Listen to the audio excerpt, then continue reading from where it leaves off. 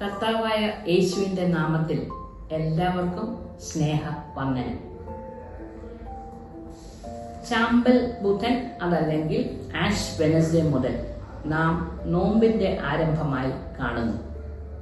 എല്ലാവരും അല്ലെങ്കിലും കുറച്ചു പേരെങ്കിലും അതിൻ്റെതായ ചില റെസ്ട്രിക്ഷൻസ് ജീവിതത്തിൽ വരുത്തുവാൻ ശ്രമിക്കുന്നു. ജീവിത രീതിയിൽ അതല്ലെങ്കിൽ ആഹാര രീതിയിൽ ഒക്കെ എന്തെങ്കിലും റെസ്ട്രിക്ഷൻസ് ഉണ്ടാക്കണം എന്ന് നമ്മൾ ആഗ്രഹിക്കുന്നു.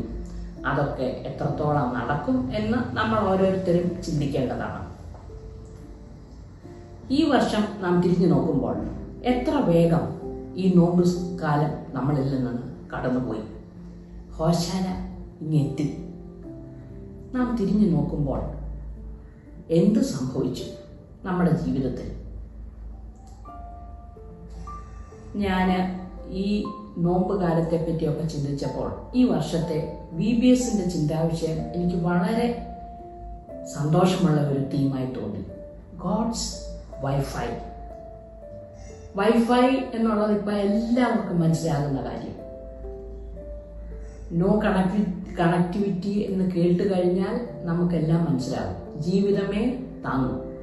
ഈ ഇടയ്ക്ക് ഒരു ജേർണലിസ്റ്റിന്റെ റിപ്പോർട്ട് കേട്ടപ്പോൾ പുള്ളി പറയുകയായിരുന്നു, കാനഡയിൽ 24 hours കറണ്ട് പോയപ്പോൾ തൻ്റെ മകനോട് ചോദിച്ചു. ആ മകന്റെ സംശയം, നെറ്റ് ഇല്ലാതെ എങ്ങനെ ജീവിക്കാം? അപ്പോൾ ആ പിതാവ് പറഞ്ഞു, മകനെ, ഞങ്ങളൊക്കെ ഇതില്ലാത്ത കാലത്ത് ജീവിച്ചവരാണ്.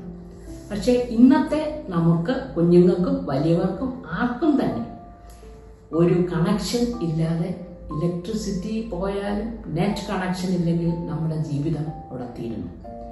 നോമ്പിനെ പറ്റി നാം ചിന്തിക്കുമ്പോൾ നോമ്പിൽ നിന്നും നോമ്പും വൈഫൈ കണക്ഷനും എന്താ ബന്ധം?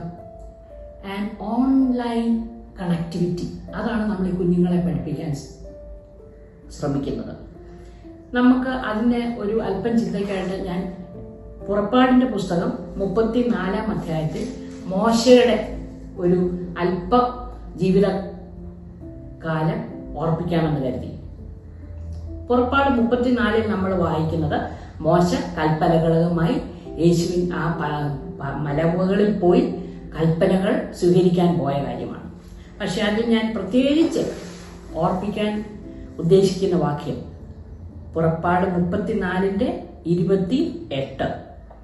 40 പകലും 40 രാവും മോശ യഹോവയോട് കൂടെ ആയിരുന്നു. എന്നെ സ്ട്രൈക്ക് ചെയ്ത വാക്ക് കൂടെ ആയിരുന്നു. അത് കഴിഞ്ഞ് ഞാൻ അത് മുഴുവൻ എക്സ്പ്ലെയിൻ ചെയ്യാൻ പോകുന്നില്ല. താഴോട്ട് നോക്കിയാൽ മോശ തിരിച്ചു വന്നു. മോശയുടെ മുഖം ശോഭിച്ചിരുന്നു. അതാ മോശ അറിഞ്ഞില്ല. പക്ഷെ ഇറങ്ങി വന്നപ്പോൾ ഇസ്രായേൽ മക്കൾ അത് കണ്ടു. മോശയുടെ മുഖം ശോഭിച്ചു. ഞാൻ ഈ നോയമ്പിന്റെ കാലത്ത് നമ്മൾ ചിന്തിക്കണം എന്ന് ഞാൻ പറയുന്നത്, നമ്മുടെ ജീവിതം എത്രത്തോളം യഹോവയോട് കൂടെയാണ്. അത് ഈ നോയമ്പ് കാലം കഴിയുമ്പോൾ അത് തീരുമോ? മോശ യഹോവയോട് കൂടെ ചെലവഴിച്ചത് അതിന്റെ വെളിച്ചം മറ്റുള്ളവർ കാണിച്ചു. നമുക്കറിയാം, അഡ്വർടൈസ്മെന്റ് ഏത് നോക്കിയാലും ബിഫോർ ആഫ്റ്റർ. ഒരു ബ്യൂട്ടി പ്രോഡക്റ്റ് ആണെങ്കിൽ അതിനു മുമ്പ്, അത് കഴിഞ്ഞ്, ആ വ്യത്യാസമൊക്കെ വളരെ എക്സാജറേറ്റഡ് ആയിട്ട് നമ്മളെ കാണിക്കും. അതുപോലെ ഒരു മരുന്ന്, വേദനയുടെ മരുന്ന്, അതെടുക്കുന്നതിന് മുമ്പ്, എടുത്തു കഴിഞ്ഞ്. ഇതിന് നമുക്കൊരു ഗ്യാരണ്ടിയുമില്ല. അഡ്വർടൈസ്മെന്റ് നമ്മൾ കാണുന്നു. പക്ഷെ മോശയുടെ ജീവിതം അങ്ങനെയല്ലായിരുന്നു. മോശ ഇറങ്ങി വന്നപ്പോൾ ആ മുഖത്തെ ശോഭ അഹരോനും ഇസ്രായേൽ മക്കളെല്ലാവരും കണ്ടു. ഈ നോയമ്പിന്റെ കാലം അവസാനിക്കുമ്പോൾ നമ്മുടെ ജീവിതത്തിലെ റെസ്ട്രിക്ഷൻസ് അല്ലെങ്കിൽ നോയമ്പിന്റെ കാലം അവസാനിക്കാതിരിക്കട്ടെ. മോശയെ പോലെ യഹോവയുടെ കൂടെ, പ്രത്യേകിച്ച് ആ VBSന്റെ ചിന്താവിഷയം അതിൻ്റെ ഓരോ സബ് ടൈറ്റിൽസും നമുക്ക് പ്രത്യേകം പഠിക്കാം. അതിപ്പോൾ സമയമില്ല. പക്ഷേ ഗോഡ്സ് വൈഫൈ